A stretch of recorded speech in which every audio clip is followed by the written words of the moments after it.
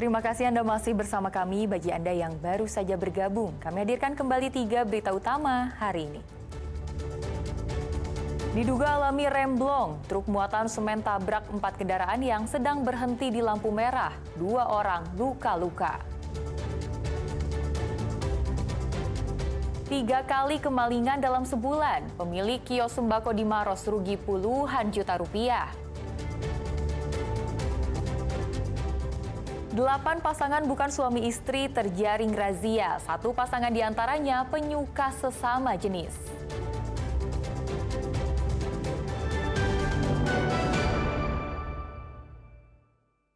Bermacam-macam jenis barang ilegal hasil penindakan Bea Cukai Makassar sejak Agustus 2024 sampai Juni 2025 dimusnahkan. Nilai barang-barang tersebut diperkirakan mencapai 12 miliar rupiah. Tumpukan ini merupakan barang ilegal hasil sitaan Bea Cukai tipe Madya Pabean B Makassar. Ada produk kosmetik, 5,4 juta batang rokok, ribuan liter miras, ratusan bal pakaian bekas asal Tiongkok, obat-obatan, dan suku cadang kendaraan.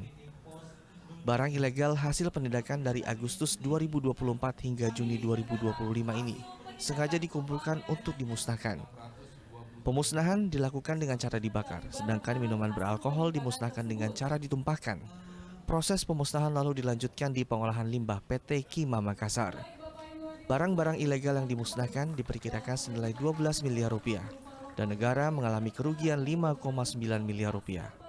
Nilai barang tadi sekitar 12 miliar. Jenis kerugian negara?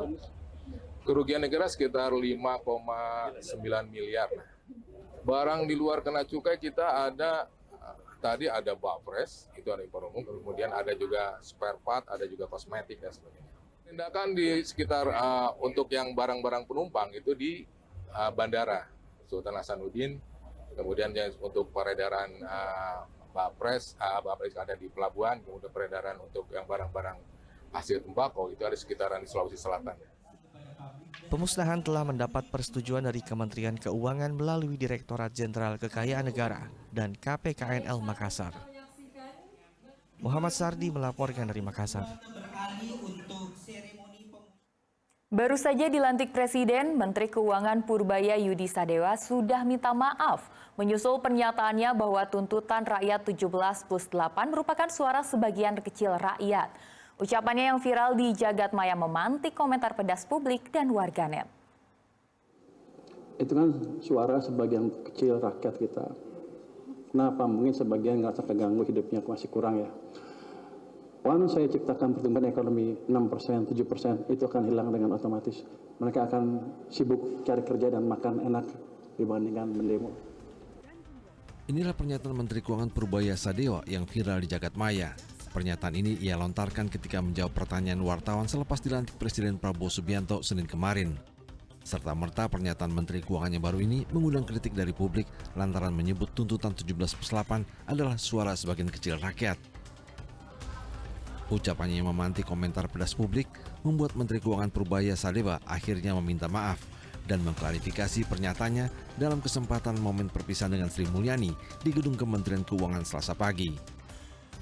Ini kan saya masih pejabat baru di sini, menterinya juga menteri kagetan. Jadi kalau ngomong katanya, kalau kata Pak Sri Mulyani, kayaknya koboi. Waktu di LPS sih nggak ada yang monitor, jadi saya tenang. Ternyata di keuangan beda, malah ngomong langsung pelintir sana sini. Jadi saya kemarin kalau ada kesalahan, saya mohon maaf, ke depan akan lebih baik lagi. Purbaya Sadewa adalah sosok ekonom senior yang sudah lama malang melintang di dunia pemerintah dan pasar keuangan. Terkait anjloknya pasar saham, Purbaya mengklaim bisa memperbaiki kondisi pasar secepatnya. Tim Liputan melaporkan. Harga emas Antam mencatat rekor tertinggi sepanjang masa, yaitu tembus 2 juta rupiah per gram. Harga emas yang sedang tinggi dimanfaatkan sejumlah konsumen untuk menjual emasnya. Sejumlah konsumen pada hari Selasa ramai mendatangi tempat penjualan emas Antam di kawasan TB Simatupang, Jakarta Selatan. Umumnya, para konsumen ini memilih menjual emas karena harga pembelian kembali atau buyback emas Antam sedang tinggi, mencapai Rp1.993.000 per gram. Sedangkan harga emas Antam per 9 September dipatok Rp2.086.000 per gram. Tingginya harga emas disambut sukacita para penabung emas. Pasalnya, investasi emas dinilai menguntungkan, terlebih untuk jangka panjang. Emas juga mudah diperjualbelikan kembali. Pertama karena harga emas cenderung naik terus ya, terutama kalau untuk investasi jangka panjang, more than 5 years itu biasanya lebih menguntungkan. Kedua, emas juga lebih liquid sih untuk saat ini ya gitu. Ini terbukti juga ya, datang ke sini habis gitu kan, dan bahkan kita mau beli pun oke kalau misalkan dari orang juga. Para analis memprediksi harga emas masih berpotensi untuk kembali naik.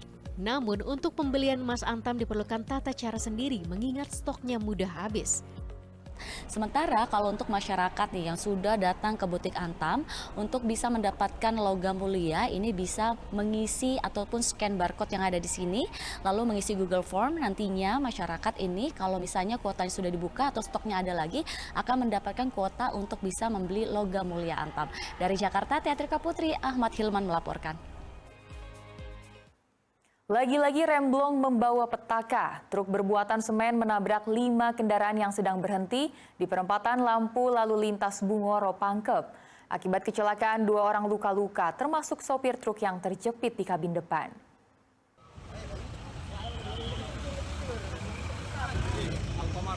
Jalan Trans Sulawesi di Kecamatan Bungoro, Pangkep seketika mencekam setelah 5 kendaraan terlibat kecelakaan pada Selasa dini hari.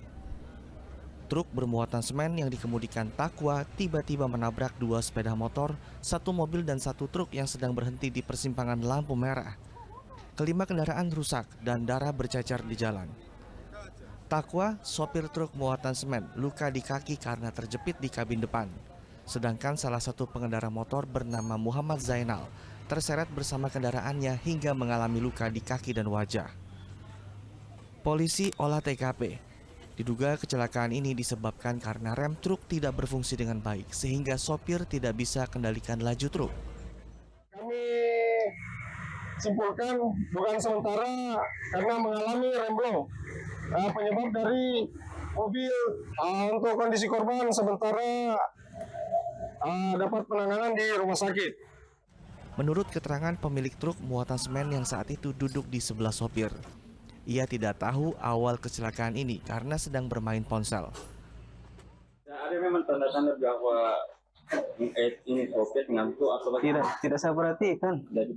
Iya, karena fokus cetak sama istri. Iya. Saya tidak fokus, pasti saya perhatikan supirku. Iya.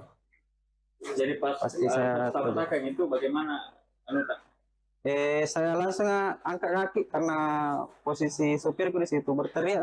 Nah, situ baru sadar. Iya, berteriak.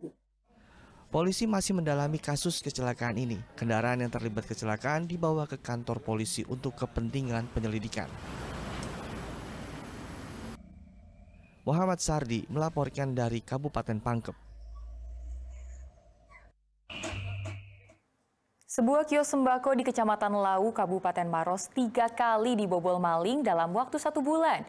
Pencurian itu membuat korban rugi puluhan juta rupiah. Meski kasus ini sudah dilaporkan ke polisi, namun pelakunya belum tertangkap.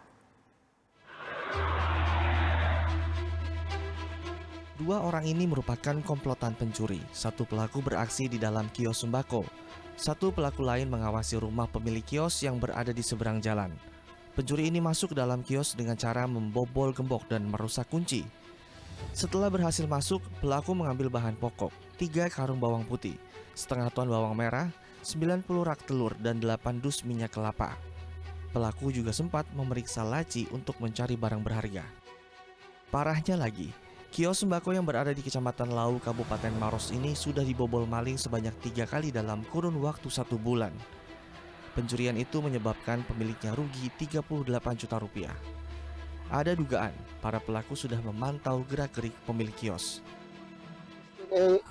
Yang kedua, banyak itu ngambil kayak bawang putih, 8 karung bawang putih, bawang merah setengah ton, telur 90 rak, minyak kelapa 8 dos. 8 dos, yang dos kan, lain juga ini yang semua ini ambil semua isinya di dalam ini. Tapi kerugian berapa ini Pak? Kerugian semua total selama curi 3 kali 48 juta, 38. Dengan berlinang air mata, pemilik kios mengaku kecewa. Nggak tahu bilang bagaimana, ini polisi ya, capek tomak tuh rasa. Pasalnya kasus pencurian ini sudah dilaporkan kepada pihak kepolisian sejak sebulan lalu. Namun hingga kini pelakunya belum tertangkap. Raisa Habu melaporkan dari Kabupaten Maros. Dan laporan tersebut mengakhiri berita Makassar hari ini. Jangan lupa pastikan Anda subscribe channel YouTube Liputan 6 SCTV Daerah.